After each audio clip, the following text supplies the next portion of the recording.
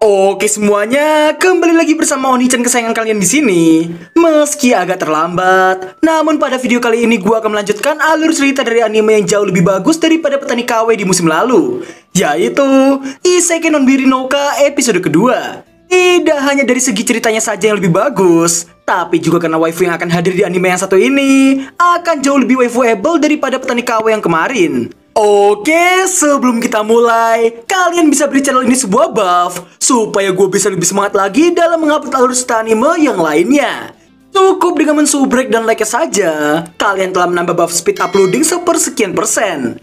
Dan buffnya juga akan bertambah kalau kalian share ke koloni wibu kalian yang lainnya. So, inilah dia kehidupan bertani di Isekai episode kedua.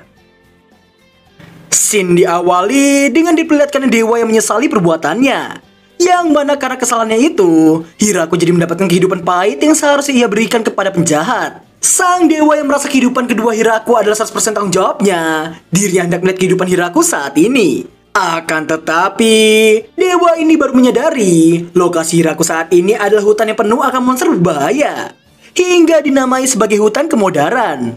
Di saat dirinya hendak memanggil kembali jiwa Hiraku, dirinya baru teringat itu hanya akan melanggar aturan dunia. Sang dewa yakin Hiraku akan kembali sendiri dengan wujud roh lagi.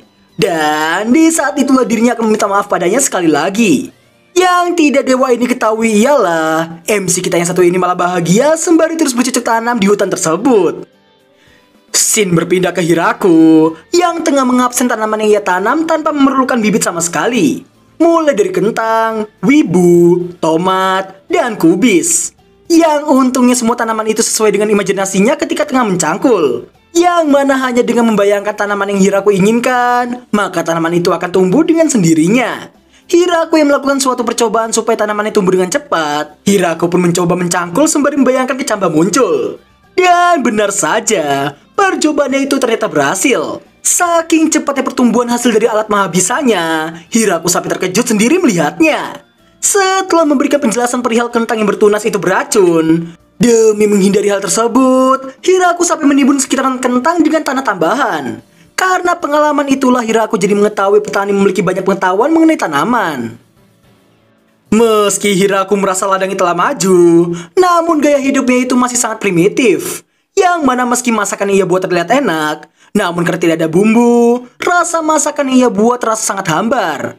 Karena hal itulah, Hiraku mencoba satu hal yang baru, yang mana dirinya mencoba menanam pohon buah di luar ladang. Hal itu ia lakukan dengan harapan supaya pola makannya menjadi lebih baik.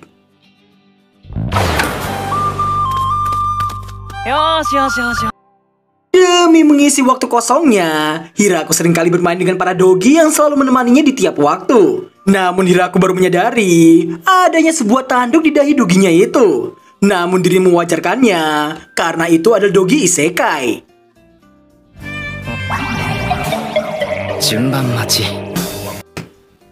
Singkat waktu, Hiraku nampak menyusuri hutan dengan Kuro karena mengetahui skill doginya yang tak akan tersesat meski di dalam hutan sekalipun.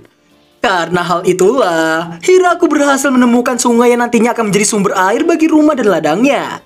Demi bisa mengalirkan air tersebut, Hiraku sampai harus menggali parit yang cukup jauh ke rumahnya. Dan sebagai antisipasi yang ada, Hiraku juga membuat sebuah toilet di sekitaran sungai. Ternyata Hiraku yang akhirnya menyadari skillnya itu yang mampu membuat sebuah gerobak. Saking senangnya Hiraku dan Kuro, mereka sampai terjatuh berguling karena jalanan yang tidak rata. Sekembalinya ke ladang, Hiraku kemudian memberitahukan beberapa tanaman yang ia tanam, beserta dengan kegunaannya. Seperti bunga rapa yang akan ia ambil minyaknya, gandum yang pastinya berguna untuk banyak hal, dan tebu yang bisa ia olah menjadi gula. Namun yang masih ia tangiskan ialah tidak ada garam yang bisa ia jadikan penambah rasa. Tak terasa sudah beberapa bulan Hiraku lalui di dunia isekai itu. Yang mana dari pertanda bersihnya itu, artinya dirinya sebentar lagi akan memasuki musim dingin. Yang bahkan gunung yang jauh dari sana sudah terlihat tertutupi oleh salju. Hiraku yang berniat melakukan persiapan untuk musim dingin, namun dirinya merasa gagal karena kulit kelinci raksasa yang ia ambil memiliki bau yang sangat menyengat. Ketika diri hendak mengumpulkan kayu bakar serta makanan untuk disimpan, namun tak lama kemudian Kuro datang dan mengenalkan kawan baru mereka yang merupakan laba-laba raksasa.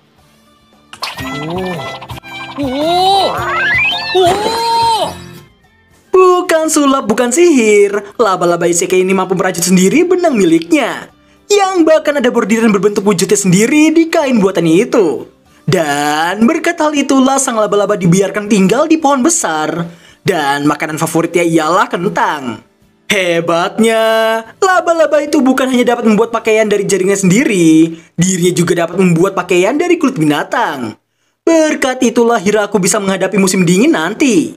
Ditambah, berkat kain-kain buatan laba-laba itu, rumah Hiraku jadi terlihat lebih maju daripada sebelumnya. Berkat semua kerja keras di laba-laba, Hiraku memberikan nama Zabuton padanya. Singkat cerita, di saat badai salju tengah melanda daerah rumahnya, Hiraku rupanya merasa kesepian karena tak pernah mengobrol dengan orang lain sama sekali. Dirinya takut jika nantinya ia akan lupa cara untuk berbicara. Pada akhirnya, Hiraku nampak berhasil melalui cuaca dingin. Dan dirinya siap untuk menghadapi musim semi. Ketika Hiraku tengah memasak, dirinya heran mengapa para dogi berbaris di hadapannya.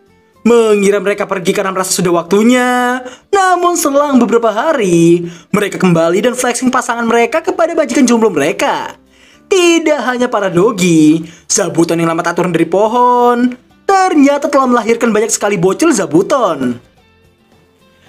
Di tengah Hiraku tengah mencangkul, Zabuton membunyikan peringatan adanya makhluk berbahaya yang datang. Salah satu dogi yang datang juga seolah memberitahukan sesuatu pada majikannya itu. Singkat cerita, ketika Hiraku memasuki hutan, dia mendapati seorang bocil yang nampak kacau. Di saat bocil kawaii itu tengah ketakutan karena para dogi dan Zabuton mini yang mengepungnya, Hiraku pun melerainya. Dan di saat bocil itu meminta bantuan pada Hiraku, ini yang terjadi setelahnya.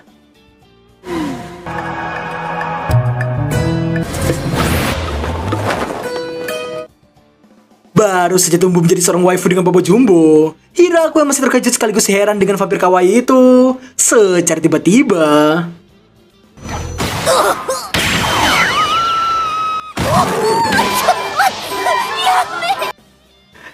karena keroyokan dari para dogi, Onesan tadi kembali menjadi bocil dalam seketika. Setelah beberapa saat, Hiraku merasa Ciwi itu tidak berniat jahat padanya. Yang mana waifu itu menyedot jus tomat Hiraku supaya dapat mengembalikan kekuatannya tadi. Merasa kasihan dengan bocil kawaii itu, Hiraku pun mengizinkannya untuk menyedot jus tomatnya lagi.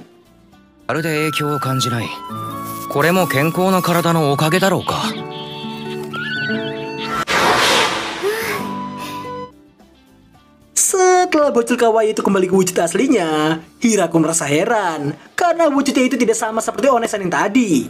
Yang mana Ciwi itu rupanya khawatir jika menyedot terlalu banyak, maka akan mengancam nyawa Hiraku. Namun Hiraku merasa tidak masalah dan mengizinkannya untuk menyedot semaunya.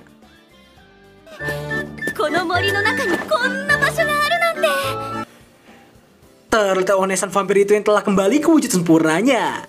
Hiraku yang mengajaknya ke ladang miliknya, membuat calon waifunya itu terkejut karena pertama kali melihat semua tanaman milik Hiraku. Di tengah vampir kawaii itu yang kagum pada tomat yang ada di sana, Hiraku nampak mengeluarkan skillnya yang membuat gadis itu langsung terkejut melihatnya. Hiraku kemudian memetik sebuah tomat dan memberikannya pada gadis itu. Setelah dimakan, gadis itu menganggap tomat milik Hiraku sangatlah enak.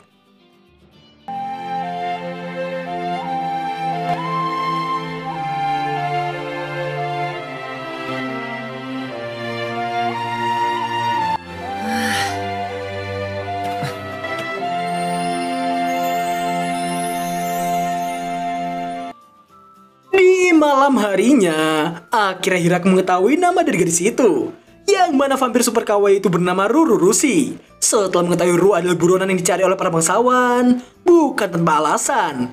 Ru yang merupakan peneliti tanaman obat, memiliki hasil penelitian yang ingin dicuri oleh para bangsawan. Ru yang kabur ke dalam hutan untuk bersembunyi dari kejaran orang-orang suruhan bangsawan itu, malah berakhir dikeroyok oleh para dogi dan Zabuton mini. Ru yang menyebut hutan itu sama seperti rumor yang beredar membuat Hiraku tak paham dibuatnya. Ru pun terkejut karena padahal Hiraku mampu mengendalikan semua makhluk buas yang menyerangnya tadi. Ru juga mengungkapkan dirinya yang belum pernah melihat sihir yang sama seperti milik Hiraku tadi. Setelah banyak obrolan, karena Hiraku tak ingin semua berakhir begitu saja, di saat Ru yang seolah hendak berpamitan, membuat Hiraku memberanikan diri untuk meminta Ru tetap tinggal di rumahnya. Namun karena ucapan Hiraku yang seolah seperti melamarnya, hal tersebut tentu saja membuat Ru terkejut dan menjadi salah paham dibuatnya.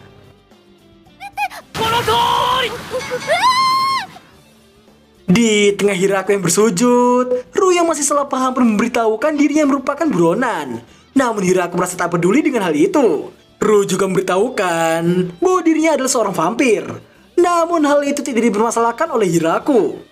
Dan tanpa diduga-duga, meski masih salah paham, Ru menerima ajakan yang seolah melamar dirinya itu.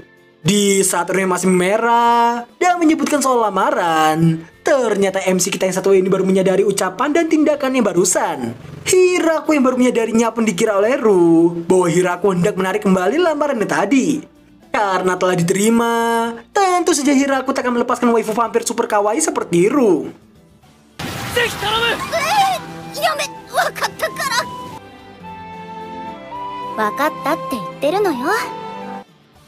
Dan karena lamaran yang diterima itulah, Hiraku menjadi sangat senang dibuatnya.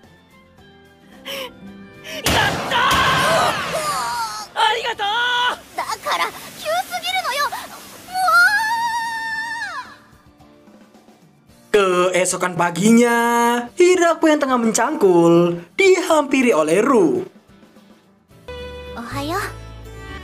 Ohayo.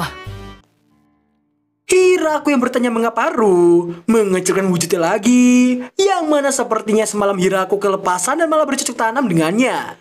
Sehingga membuat Ru antisipasi dengan cara mengecilkan wujudnya itu, supaya wortel Hiraku tidak memberontak hingga menyerangnya lagi. Tak lama kemudian, Hiraku baru teringat Ru yang merupakan penduduk pertamanya. Namun para dogi tak terima, dan Hiraku langsung meralatnya. Yang mana para dogi adalah yang pertama, lalu Zabuton dan anak-anaknya. Yang berarti Ru adalah penduduk ke-30-nya. Ru pun tertawa karena Hiraku yang menghitung jumlah penduduknya sendiri. Ru kemudian minta izin untuk dibiarkan menanam tanaman obat di ladang. Tentu saja Hiraku mengizinkannya. Di saat Ru menyebutkan mereka yang membutuhkan bibit, namun Hiraku berkata diri tidak membutuhkannya. Hal tersebut tentu saja membuat Ru terkejut dan heran dibuatnya.